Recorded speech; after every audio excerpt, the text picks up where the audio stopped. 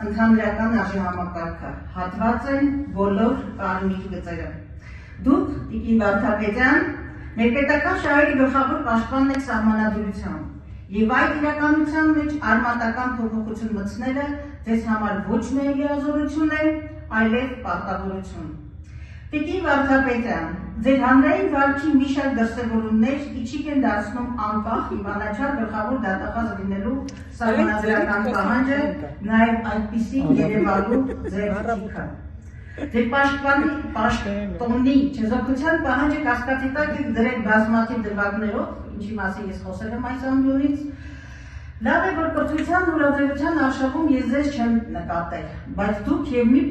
հաճույքով մասնակցում եք վարչապետի զուգընկերուհու հրավիրած միջոցառումներին եւ ճաշակերուցներին, կարծեմ նույնիսկ երկում եք, ինչը կարող է ոչ էական մանրուք թվալ այս ամբիոնից հնչեցնելու համար, բայց սա խոսում է իշխանական միջավայրում ձեր հարմարավետության մասին։ Եվ դա ձեր ընտրությունն է, եւ դուք շատ լավ գիտեք, Տիկին Վարդապետյան, թե ձեր պաշտոնը իրավական եւ սոցիալական ինչ բարձր պատասխանատվություն է ենթադրում,